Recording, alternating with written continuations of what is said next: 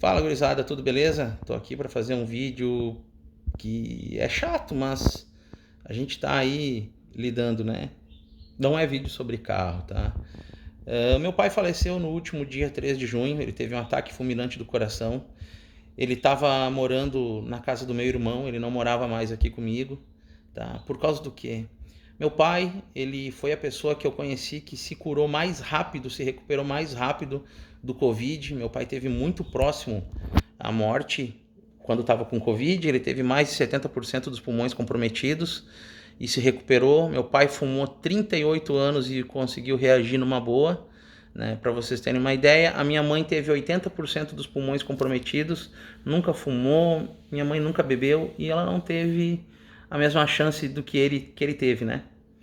No dia 31 de março, a gente buscou meu pai na cidade de Esteio, né? A gente foi buscar ele lá com ambulância, com oxigênio, fizemos uma correria que estava condicionado à alta dele com o fato, com a questão da gente conseguir uma ambulância e oxigênio. Buscamos ele no dia 31 de março, ele estava bastante debilitado, lembro como se fosse hoje. A Mara tirou uma foto dele, ele estava 8, 9 quilos mais magro, e ele veio para cá, a gente começou a cuidar dele, a alimentação, não só dele, a nossa alimentação bem diferente do que a gente estava acostumado, né? Comidas integrais, 4, 5 refeições por dia. Meu pai recuperou 8 quilos muito rápido, ele veio no oxigênio, ele ficou usando oxigênio durante 15 dias mais ou menos, dia e noite, né? Porém, ele veio fazendo desmame e se eu não me engano, em 30 dias, 33 dias mais ou menos, ele já não usava mais nada de oxigênio, né? Recuperou peso, ele veio para cá debilitado, a gente dava banho nele, a gente cuidava bem dele. Meu irmão vinha aqui na minha casa, dava banho nele, depois do trabalho ele vinha para cá, ficava com ele. Então meu pai foi a pessoa a qual eu conheci que mais rápido se recuperou do Covid. Ele ficou com algumas sequelas? Ficou. Ele tinha um certo pânico, ficava sem respirar assim algumas vezes. Eu passei por isso, fiquei 10 dias assim, eu tive 3 crises de pânico. As 3 vezes foi na rua, uma foi numa farmácia, uma foi no supermercado e a outra foi quando eu fui fazer o registro do óbito da minha mãe. Tá? Então eu tive essas crises, ficava com falta de ar assim e logo eu voltava a mim, tá? Eu voltava assim, sei lá, enfim, voltava. Meu pai estava com essa mesma crise, então ele saía para caminhar dia sim, dia não, caminhava 1 km, 800 metros, voltava, sentia uma falta de ar, ou se ele tinha que fazer algum movimento mais rápido, ele tinha uma falta de ar, assim, ele ficava em pânico e já voltava ao normal, assim, entendeu? Então essa talvez tenha sido a única sequela dele, mas que todos os dias vinha melhorando. Só que o que acontece? Meu pai tem um histórico que eu vou contar para vocês o seguinte, ó. Eu e meu irmão e meu pai, meu pai e meu irmão, a gente nunca teve uma relação a gente teve uma relação conturbada, tá? Devido a questões do passado aí, eu acho que todo mundo teve seus problemas em família, ou tem, enfim. Meu pai, ele era um cara que trabalhava muito de dia, porém de noite ele saía, deixava nós com a minha mãe, então a minha mãe basicamente é que nos criou, assim, né? Então a gente não aceitava algumas coisas, então a gente tinha aí uma relação um pouco conturbada. Como eu posso dizer para vocês, existem coisas que os filhos na sua razão ou não conseguem perdoar o pai, nesse caso, por determinadas ações, tá? Então nós tínhamos uma relação muito conturbada, mas não faltava carinho na hora de cuidar, né? Meu pai, ele teve mais um histórico que meu pai era diabético e o meu pai sempre teve um problema com comida, ele sempre gostou de comer muito, né? Exagerado, a minha mãe sempre passou muito trabalho com isso. Então, o que aconteceu? E meu pai foi internado aproximadamente 6 vezes nos últimos anos aí, sendo que foram 3 crises de pancreatite, 3 crises de vesícula. Todas elas ligadas ao exagero da alimentação. A alimentação essa que a minha mãe cuidava demais, porém ele fazia coisas escondidas.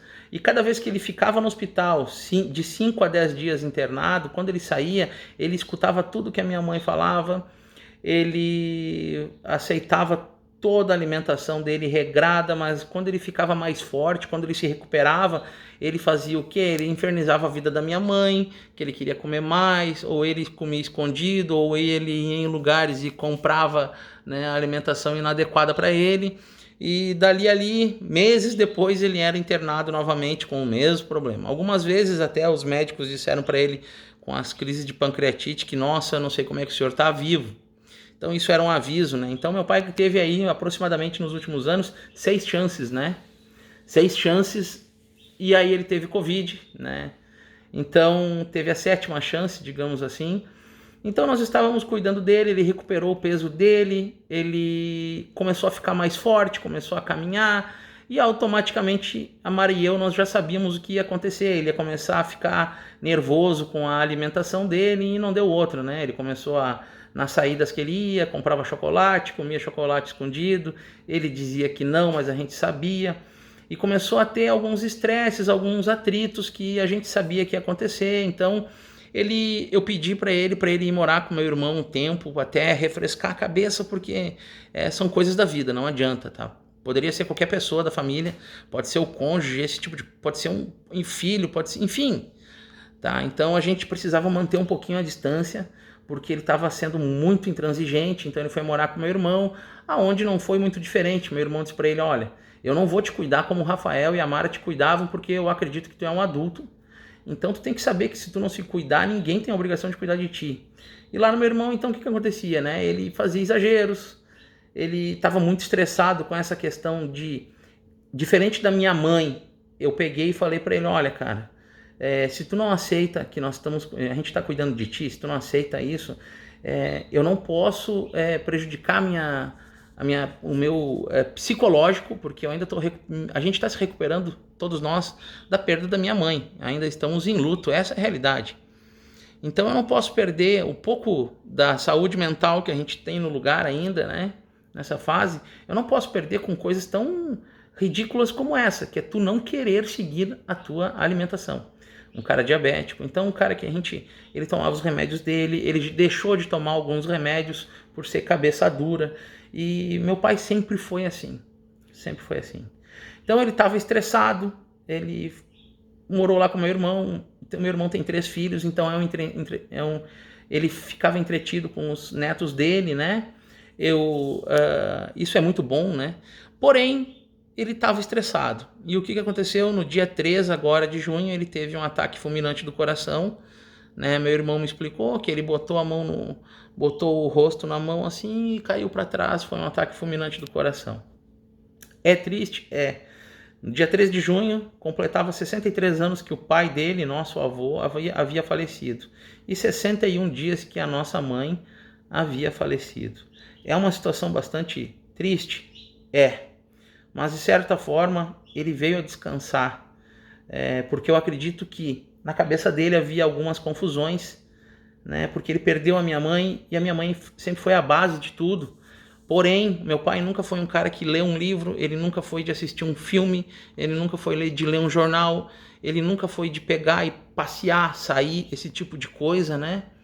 Então, isso fez uma confusão na cabeça dele, porque o que acontece? Nós temos a nossa vida, o nosso trabalho, e ele começou a ficar muito sozinho. Então, por esse lado, eu entendo o quão triste deve ter sido os últimos meses para ele sem a minha mãe. E infelizmente ele veio a óbito, né? Então, para nós é um misto de sentimentos, tá, pessoal? Eu vou dizer para vocês que é um misto de sentimentos porque a nossa mãe era a base de tudo para nós, tá? A base da família.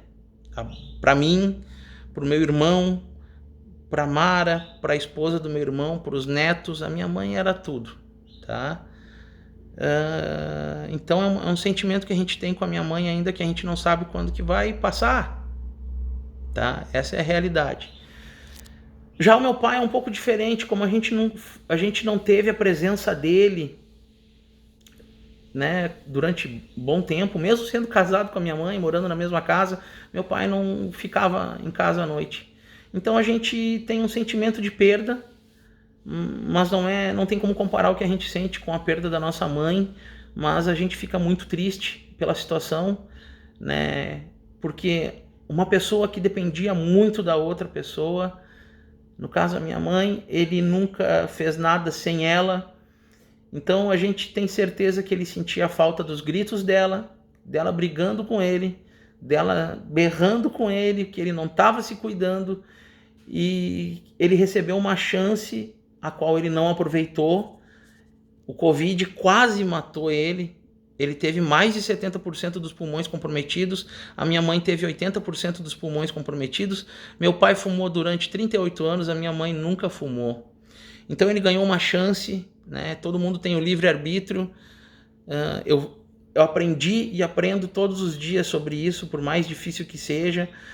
Eu agradeço muito a Mara e meus amigos que me explicam muito que as pessoas têm o livre-arbítrio para fazer aquilo que elas querem e que Deus não tem nada a ver com isso. Só que eu acredito que ele foi descansar, né? Eu acho que ele foi descansar, eu acho que chegou o momento dele. Ele não sofreu, né? Só que para nós, quanto à família, questão de 90 dias está sendo algo surreal para nós, né? Enterrar uma mãe, enterrar um pai, e no mesmo dia que a gente estava enterrando meu pai, um cunhado, marido de uma das irmãs da Mara, morreu num acidente. Então a gente enterrou meu pai no dia 4 de junho, no dia 5 de junho a gente enterrou o meu cunhado. Com 45 anos, 26 anos de casado, deixou um filho, uma filha, a esposa. E a gente tá vivendo momentos aí obscuros, tá?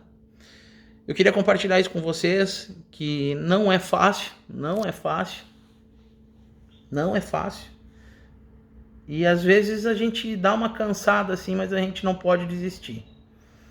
O apoio de todo mundo é muito importante, independente de ter uma relação boa com o pai ou não. Não é fácil enterrar um pai e uma mãe. Enterrar uma mãe, 60 dias depois de enterrar um pai. Não é fácil, pessoal. Então, queria compartilhar com vocês aí a situação. E vamos tocar a vida um dia após o outro. É assim que tá sendo para nós. Tá bom? Grande abraço para vocês, hein? Fiquem com Deus.